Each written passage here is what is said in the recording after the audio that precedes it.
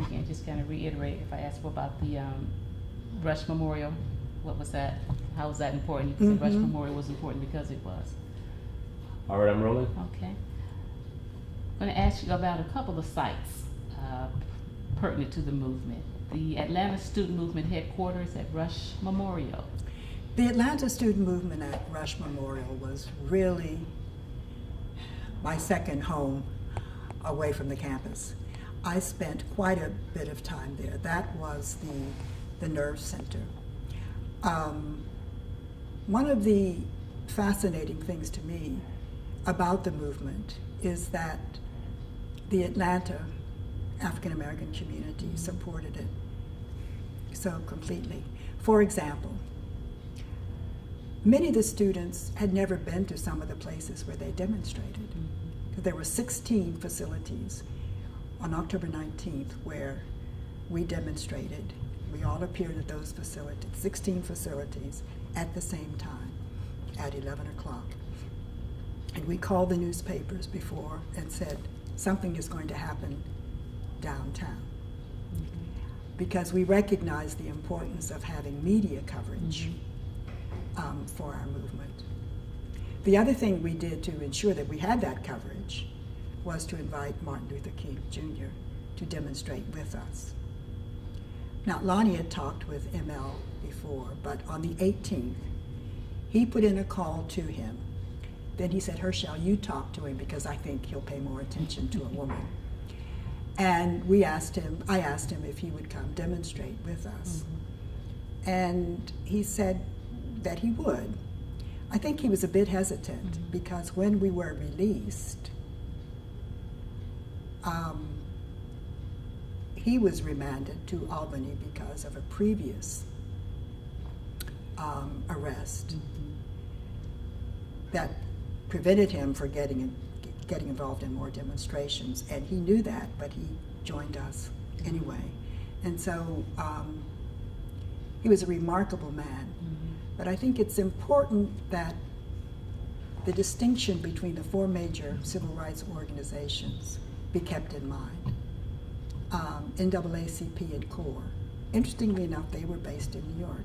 The other two, SCLC, Martin Luther King Jr. Southern Christian Leadership Conference, and SNCC, and the Atlanta movement was part of SNCC, based in Atlanta. We were the most active of the direct action campaign demonstrators.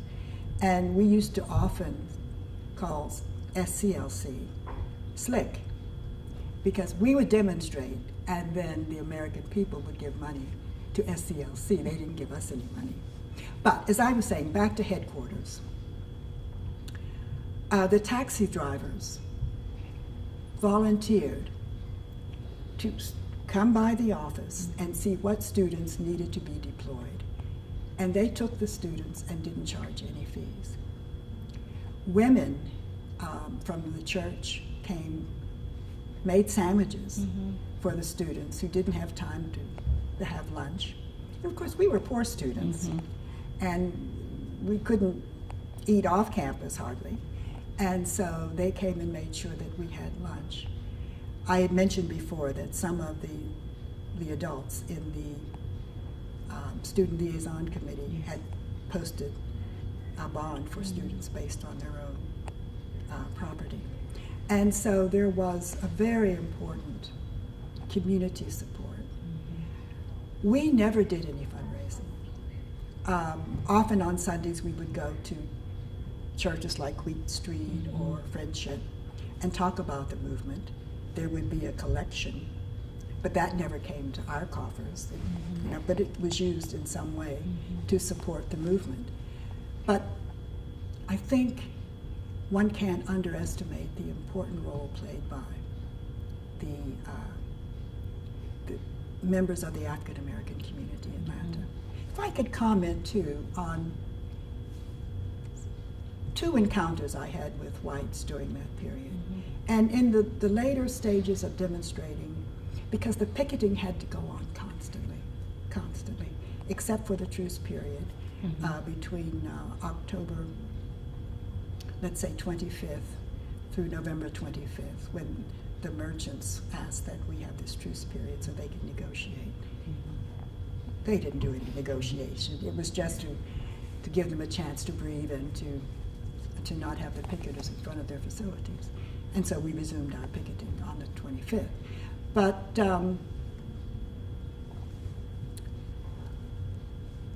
what was critical was fielding those demonstrators at all of these facilities every day, making sure there were picketers, even if because most of the restaurants shut down their luncheon counter facilities, so there wasn't any sitting in a lot afterwards. But there was picketing, and that had to be done on a regular basis. So we spent a lot of time ginning up support for picketers, and the students did it willingly. And we had quite a good operation going. Again, this was based at headquarters. One of the students from ITC, because there were 6 institutions cooperating in the Atlanta student movement, which made it unlike any other in the South. So you had 4 undergraduate institutions, Spelman, Morehouse, Clark College, and Morris Brown College, and then of course Atlanta University and the Interdenominational Theological Seminary. And so students from all 6 of those institutions worked with us. One of the students, Marion Bennett, who was at ITC, got walkie-talkies for us. So we were very well organized. We had walkie-talkies so we could let headquarters know, well, look, you know, the Ku Klux Klan has appeared, they're demonstrating here. Send some more picketers. I remember once demonstrating at Rich's, picketing, and of course the Klan was right across the street. And they looked pretty silly with their little white dunce caps and their cloaks. But there was no interaction between us, but we were there picketing against them. But the headquarters was essential. Any idea why Rush opened its doors to the students? How was that accomplished? Lonnie negotiated that with Reverend Boone, and I think it's wonderful that his wife still works closely with us on the Atlanta Student Movement Commission, and he did it willingly. It was convenient because it was closer to the campus than some of the other historically African American churches, and they let us use the basement, and I remember times we were there as late as midnight, drafting statements, doing letters, getting petitions out, and doing a number of things. So that made all the difference to have had a headquarters. Let's talk about Paschal. How was Paschal's important? What role did Paschal's play? Paschal's was the informal meeting ground for African Americans generally in Atlanta at that time. There weren't many facilities where we could eat. Paschal's really was the only one that we could go to. And I remember when we were released from jail in October 19th of 1960, as I said earlier, we were to stay in jail. But on the 23rd, a guard came and said, all right, ladies, you can go now, you're released. And we said, no, we don't want to be released. We want to stay in jail.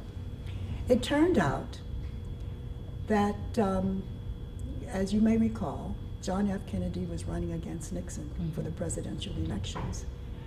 And the Kennedy campaign staff thought one way to guarantee, or at least broaden, the support for Kennedy was to see that Martin Luther King Jr. was released from jail. So that's what it was all about. You have to recall at that time most African Americans were registered Republicans because of Lincoln and of course the emancipation. In fact, my father remained a registered Republican all of his life for that reason, although the only Republican he voted for was Eisenhower. The rest he voted for Democrats. So Pascal's was important because when we were released, we all went to Pascal's. I remember Carolyn was crying. Why were we released? We didn't want to leave jail. Why did you do this? And the women were very, very shocked and deeply concerned. But this had been something that had been arranged. Hartsfield had managed to get in touch with Lonnie via Reverend Moss, who purposely did not get arrested so there would be a senior leader outside to do what needed to be done. And they had agreed to it. We didn't know about that. So Pascal's was where we went. It must have been, I don't know, 6 or 7 at night, and we stayed there and had a mass meeting and argued. And so that was critical. But it was a meeting place for so many people in the African American community. Tell us about Wheat Street Baptist Church and the student movement. Well, Wheat Street was important because of the role played by Reverend Borders. Okay. I talked about the Adult Student Liaison Committee, and Reverend Borders was the chairman. Reverend Borders had been active in, I guess it was bus desegregation and some other events in Atlanta, even before the student movement. And he was one of the ministers who welcomed us in his church and allowed the fundraising to take place. And so Wheat Street, along with, obviously, Reverend Martin Luther King Jr., his father's church, Ebenezer, and many of the other, Friendship, the others, were all very supportive of our actions. And often there were town hall meetings held, and there might have been an incident, and the one person who could calm everyone and rally the community was, of course, Reverend Martin Luther King Jr. Although he never at any point tried to influence the students' decisions or insert SCLC in what the students were doing in Atlanta unless they were invited. Good. And the Herndon Stadium. The Herndon Stadium, which is part of the Atlanta University Center, was critical because on December the 11th, there was a major demonstration. It was a march to the Capitol and then returning for a rally in Herndon Stadium. And I remember there were over 8,000 people walking in the rain. And I remember so vividly seeing a man in a wheelchair who was being pushed. And obviously, these couldn't have all been students. Right. The vast majority were people from the African American community.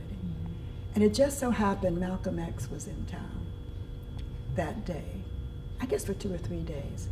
And I remember Lonnie and I were standing, excuse me, on a hill, kind of looking at the people who were marching.